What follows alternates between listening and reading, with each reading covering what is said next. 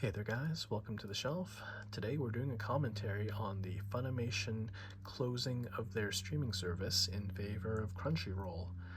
Now for those who've been keeping up, a lot of YouTubers have been talking about this. I just really want to look back at my collection and just say like, look how unaffected I am by this. I have these on a DVD and Blu-ray. This one was actually the first one that I bought. This was the first Funimation complete season box set that I bought, and I really liked it. And for its time, it was good. And even now, compared to the recent releases, this is a pretty stellar release. Now, I also bought the Blu-ray versions, but I wanted to show off this one because this was the first set. And of course, these sets never had a digital code included. This was way before digital became a big thing, and when Crunchyroll was piracy. Unfortunately, when I look back at these now, this is one of the easiest ways to watch the show that you like. Just have the physical copy. Now, when we look over on the right side, I have these Dragon Ball Z movies, and these came in a Blu-ray DVD pack. This was sort of during the transition time of Blu-ray and DVD, and people that didn't want to transition and maybe wanted to have one of each but didn't want to double dip. These combo packs were a really good way of transitioning through this phase.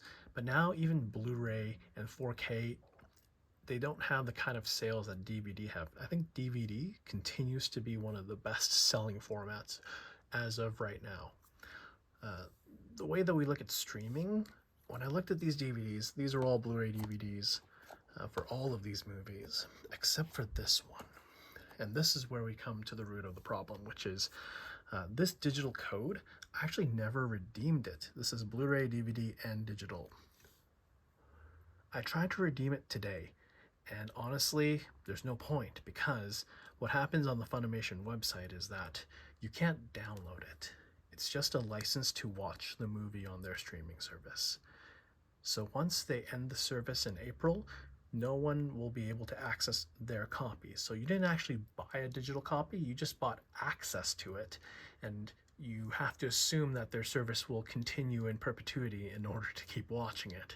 So unfortunately, for those that have this kind or have bought digital copies for the purposes of being able to watch it, to stream it on your device or iPad or whatever, that's not going to work anymore.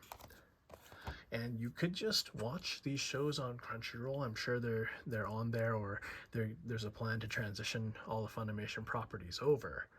But if you don't want that, I would say stick with your physical copies. Don't get rid of these, because if you want to watch these multiple times and you don't want to keep paying for the streaming service, why not have the physical copy? If you don't really care and you only plan to watch these once, then maybe the streaming future is for you. You will own nothing and be happy. Where does that leave us? Well, I'm going to keep buying the physical copies until either I have no more room or I lose interest in whatever's coming out. But for those that are sort of at a standstill, like, what are you going to do? Are you going to pirate these? I don't recommend it, but I'm sure you could. Are there any other alternatives? You could pay for Crunchyroll and pay their increased prices. Unfortunately, there's no real good solutions. Having physical copies is my solution.